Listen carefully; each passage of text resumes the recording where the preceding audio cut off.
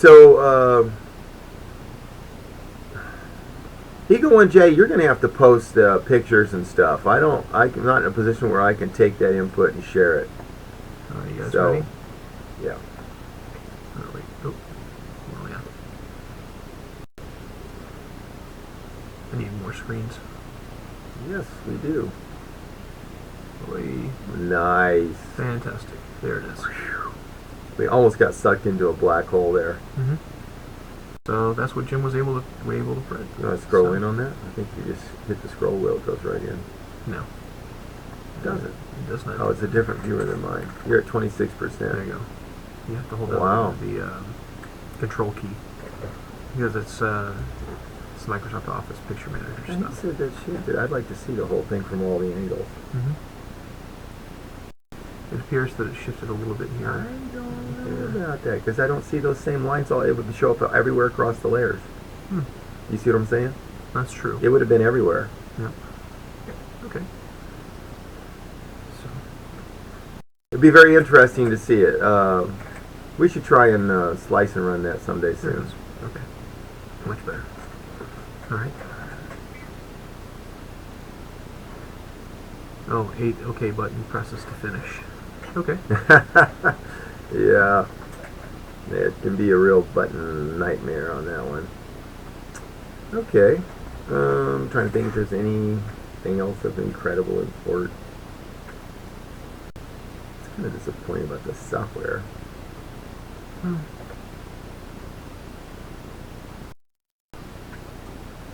Nice.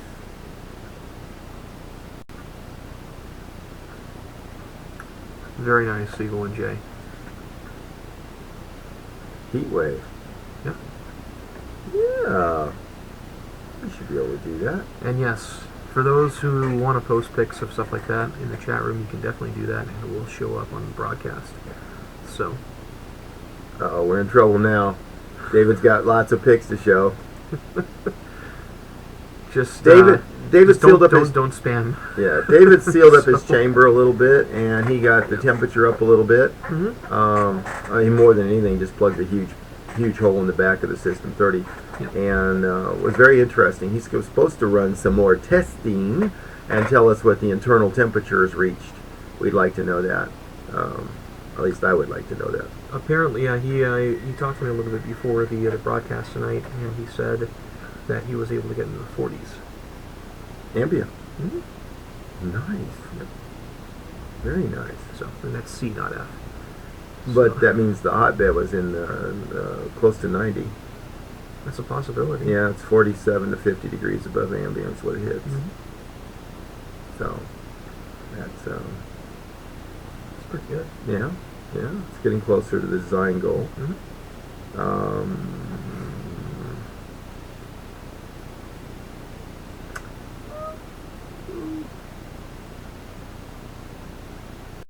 I'm thinking about what to divulge. So he's saying not to. That's right.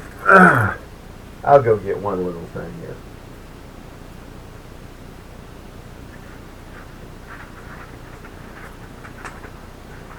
Oh, yeah. Okay. For some of you who've already received your first Kickstarter shipments, i.e. your printers, you realize that those of us who were packing them were so concerned that they wouldn't get broken that we had brain damage sometimes, and we forgot to send you something. I have to say, if it happened to you, don't feel like the Lone Ranger. I think we left one thing out of everything we shipped.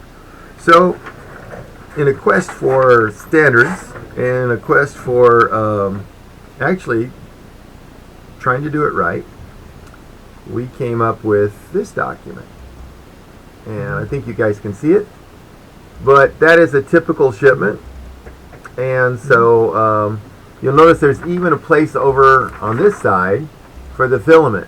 Yep. And so we did this. I think we've forgotten the filament on just about everybody, and then we had to send it later on, so that wasn't good. Or the box was heavy. And truthfully, in this case, when the box on the systems gets to 94 or 95 pounds, we're not really interested in sticking in 6 more pounds of filament, so we usually do that, and if it fits, it ships.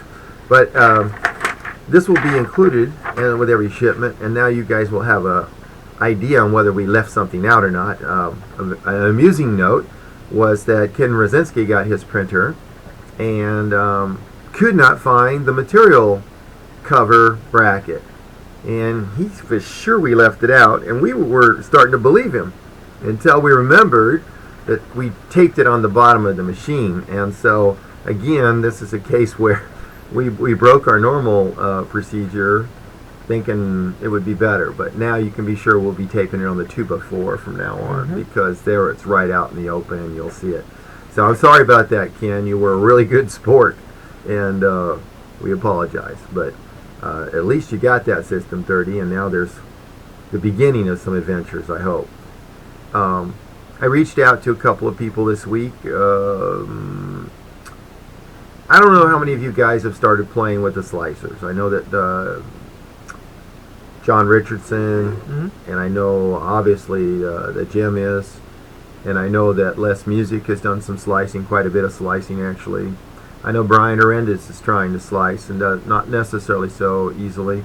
And we're having mixed results with the slicer, and Slicker 1.02 seems to have some bugs in it, or we seem to not know how to use it properly. So we're going to end up biting a bullet and playing with that over the next couple of days, I'm sure.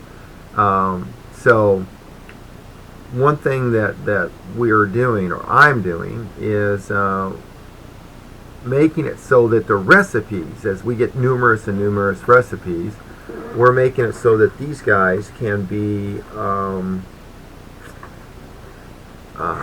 put into a data grid view. So, sorry about that. My phone was buzzing. We have it on vibrate during the broadcast.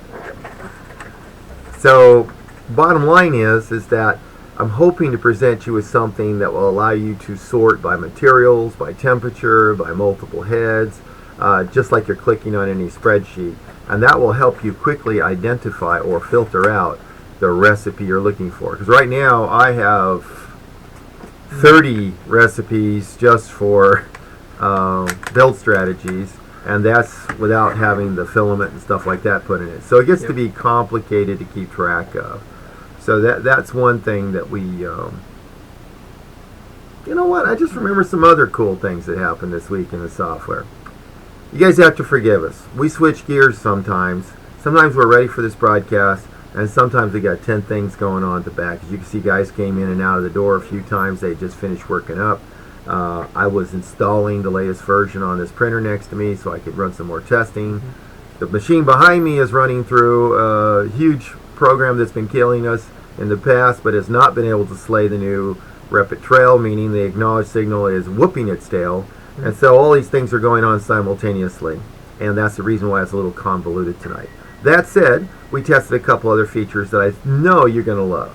One of them is the ability to email either the STL or the G code, or the STL and the G code and the recipes that you currently have loaded on your machine. Invaluable. And it was so much fun for me to use this week because I was working with Angelina. She's a really nice person there in Los Angeles. And I wanted to send her a file, which I was viewing on my printer. And all I did was email G code. Up it pops. All you do is type in the name of the person you want it to go to. That's if it's the first time. If it's already sent an email to them, it comes in a pop-up list, and you just select it and then push send, and off it goes. It was so nice to do. So that's one thing. A two thing, we got TeamViewer to load from inside the program, which means that you can launch TeamViewer without having to get out of your printer program. So if you have support problems, or you want to share with your grandma just how much fun it is to play with the printer, then pop up TeamViewer, up it comes, you connect, and now they have the printer all without having to leave it. So I felt like those were two major things that we moved through this week and got them tested. I did that while we're running the acknowledge code, and on top of that worked with all the viewing. So there you go. Little bit more good stuff was happening. On top of that, we did more printing with the new Emo 25 configuration, and I think it is a raging success. Absolutely. Without a question in my mind. Yeah, it was a big quantum leap up.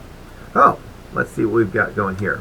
Thank you, Eagle and Jay. You were absolutely correct. Yeah, when you got on the phone with me, I knew exactly where it was because I kind of figured it was the number one thing that was hidden. It was the material for the bubble cover. Can I show you guys, since we couldn't get my computer, would you guys like to spake the next 90 seconds or 120 seconds, and I will show you what it takes to update the firmware on the 407. Oh, yeah. Would that be? We're ready to go. Yeah. I could do it here. Do you have? It's all ready to go. Okay. Just move this out of the way. All right. So if Cecil B. DeMills will run the camera. Absolutely. So all right, I'll take the rear of the printer here. And I don't even need the keyboard plugged in. Only the mouse. Okay. Okay. And so here's your cable. It's a regular USB to USB mini. Yes. I am going to take and plug this in here. I'm going to put my glasses on so I don't plug it into the wrong thing. I'm going to move that right there into the top of the little CPU. And then I'm going to push this switch from flash to System. Got it. Yep. Now,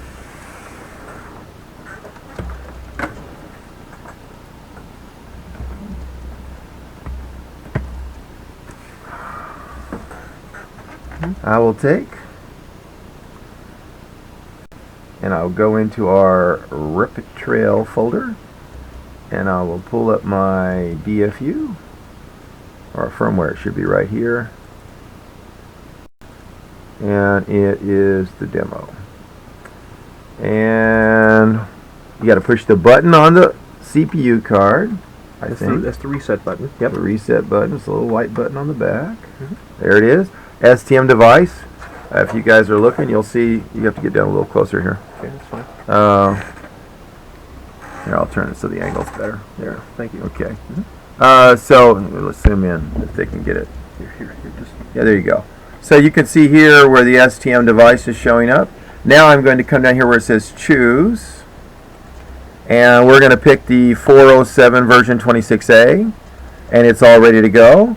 File correctly loaded, and now it says upgrade, which is what it would be doing. Click on that. It says it can't verify it because the security stuff is doing its flip dog. Don't worry about it. Yes, and now it's erasing the target, and next it will upgrading the target.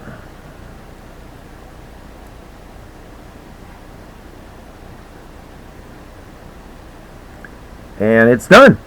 And quit. And so now what you do is go to the back, flip the switch, remove the cable, push the little white reset button, and up it comes. And then you can restart Repetier.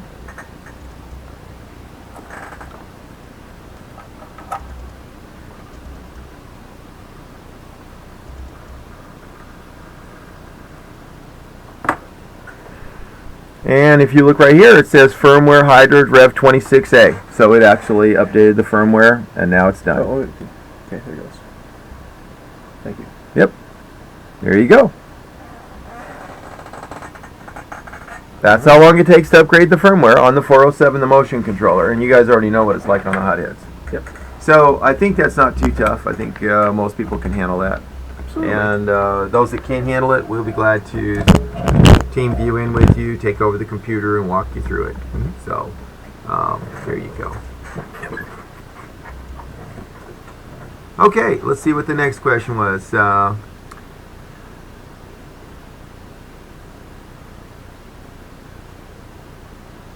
issue with Slicer 3 is that it does not support exporting all the settings, just the current selected combination.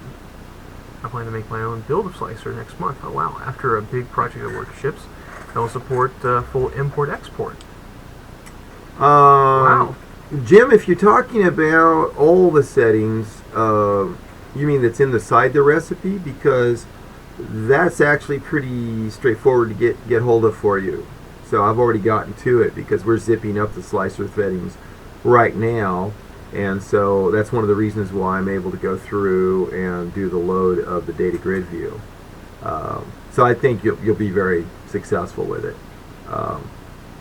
It will be interesting to see what you come up with. I'm sure you will do something wonderful.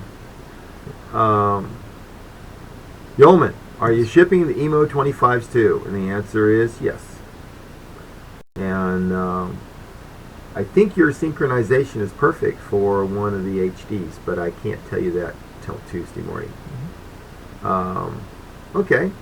So everyone else is saying, do it, do it, do it. I wonder what they're talking about. It's about the firmware. I know. I'm having fun with them. I get to have a little fun. Just a little bit. Anyway. You know what? I get so many questions on something else. After last week's broadcast, I got a nice email from the lady in Russia. Oh, really? Yes. Is she okay? She's fine now. She's fine. Good. We thought she was deathly ill, but it turns out there was a English as a second language translation thing, and she was just sick. Oh, okay. Yeah. Wow. She says I was in the hospital. It means she went to the hospital to get some medication, not she was in the hospital. We were thinking she was nearly dead. So, you know, it's been good to know. Anyway, she's asked me, I think at least 100 people asked me, printing chocolate. Now, you know, that sounds like such a fun thing to do. It sounds like such an exciting thing to do. But everyone asks the same question, how tall can you go? And the answer is, you can't. If you print most chocolates, they mush out on you before they get hard. Now, don't think we're not going to look at the Easter Bunny and cream in our minds to say, we're going to make that sucker. Because we have a plan to do it. But you have to use specific chocolate, and you have to do it in a cold environment. So, let that be said, for those of you that are chocolatiers and want to go printing, turn the thermostat way down.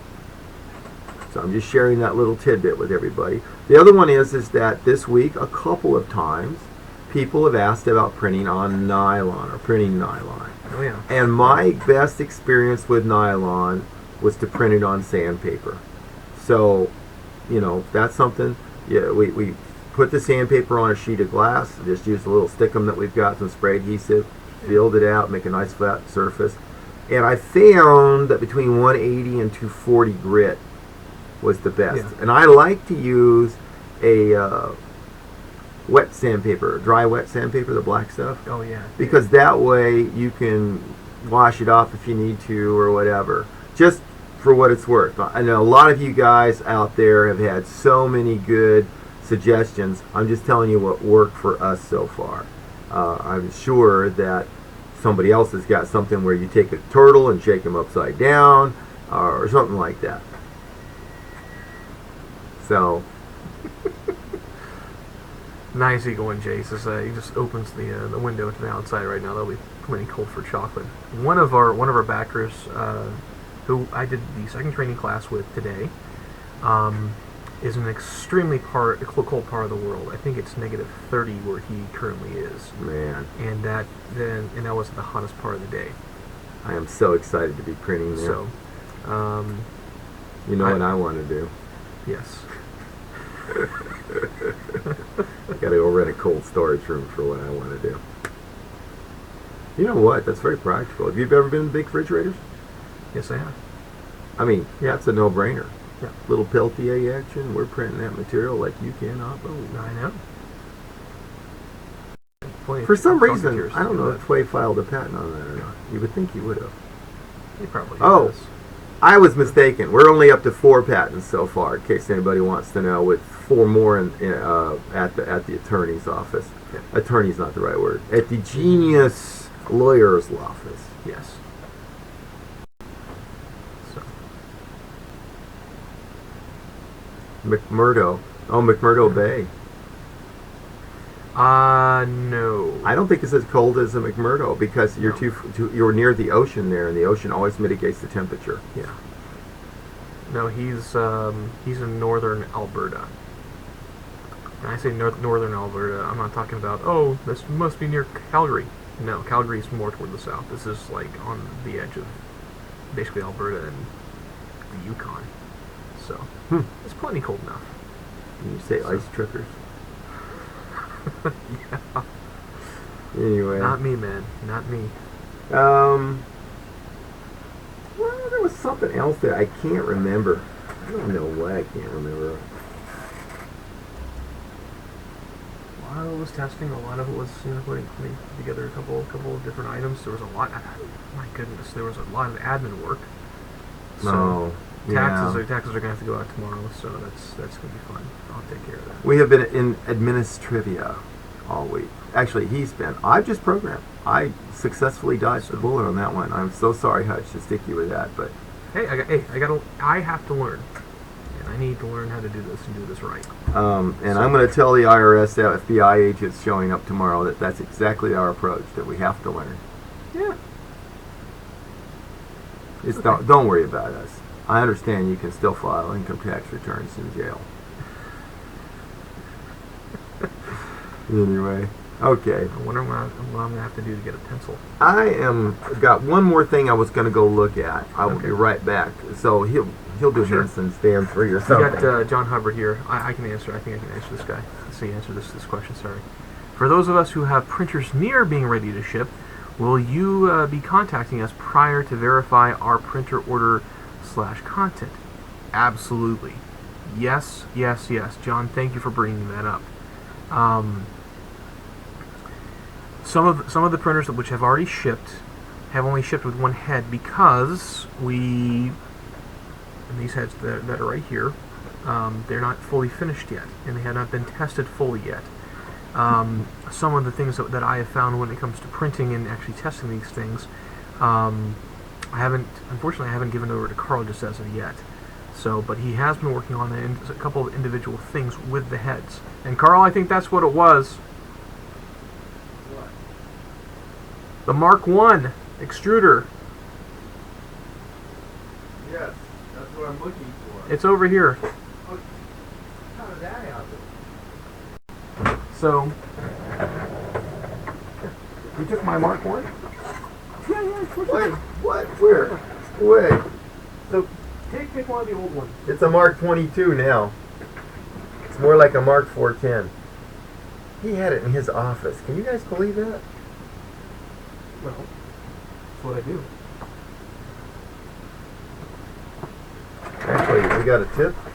The Dan taketh to show. So, let's see. So, but yes, John, from here on out, we will be contacting everyone before it goes in the box, letting you guys know that if we are a little bit low on Mark I extruders, that you will know that you will at least get one, at the very least. But that'll be short-lived. Yes. So, Short-lived, that will be low on them. yes.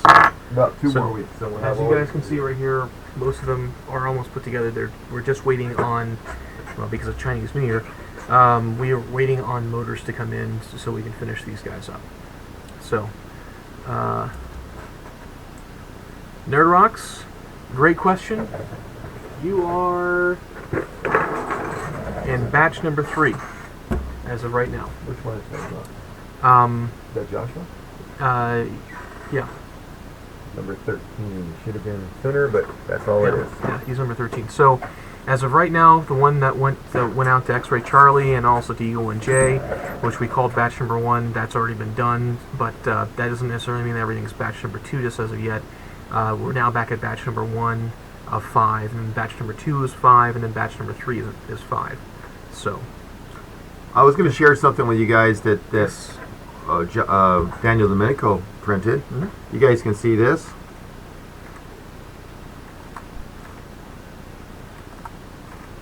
I'm not telling you what he did. You don't want to know. Okay, so that But said, he did print that. yeah, he printed that. Oh, yeah. Yeah.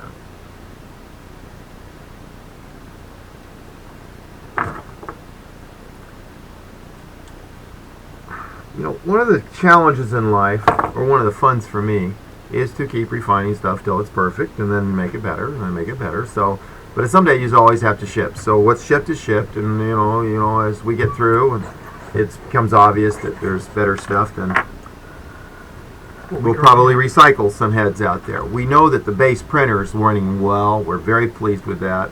Of course, firmware will be improving it over and over and over again. Hence, 5 years free software updates. But what I was going to show you guys was it used to take us a significant amount of time to assemble a head. And when I say significant, I am being kind. It could take north of 15 minutes to put together the bare parts just because of the way they align. So You want to run the camera down here? One sub-assembly. Okay, run the One camera. sub-assembly takes 30 minutes. Come on. I don't know. I got better at it.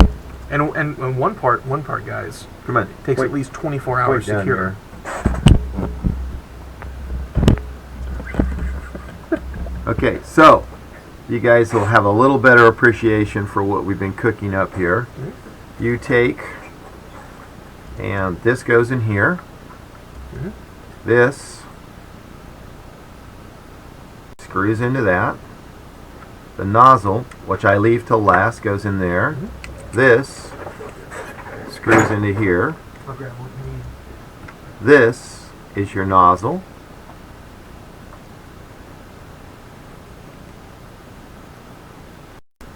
Alright, and then the motor will mount here. Thank you. The motor takes about a minute to lock in there, so I'm not showing you the motor with it tonight. You drop the bearing and the 2 more screws, and the circuit board is mounted on the back, and you're done. Now, normally, you do not have to do anything, but somebody was asking me, well, why are you going to come out with a 3mm nozzle? Well, guess what? 3mm nozzle is just screwing in the one that has the larger hole here, here, and change the nozzle. Everything else is ready to go. So, to that extent, we will be testing 3mm in 2 weeks, unless something crazy goes on. I've ordered these with the right bore sizes on them from our machinist who's doing all this. And so that you guys know that we're serious about this, you will see 200 extruders worth of the primary, what we used to call the exhaust pipe. And right behind that is 200 of, well, we have 500 tips, we got 200 fusion chambers, and we've got the insulating spacer in here. And, you know, we're feeling like it's getting closer to a real manufacturing thing. That's why I think a couple weeks out, maybe 2, maybe 3, we will not have nearly so many MK shortages. The reason, you know, we tried to get it so it was reliable. Now the material's being delivered reliably. Now we're trying to make it so we can manufacture it faster and better. And voila, there you go. Anyway, just in case anybody was interested. Oh yeah. I think that we're getting close to calling it a night. Let's see what we've got here. We have about 4 minutes left until 9 here in Atlanta. Which one is Nerd Rocks? New Jersey. Oh.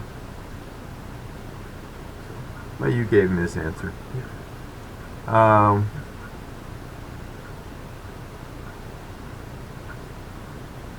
Okay. You already answered both those questions. Sorry, guys, I was grabbing the parts, so I didn't pay attention to that enough. Put this back. I'll try to see if I can get it. Eagle 1J, is it true that you printed in both plasticine and ABS the very first night with success? That's just amazing. I bet he won the lottery the next day. Well, certainly could have if the storm didn't prevent him from getting out. Oh, okay.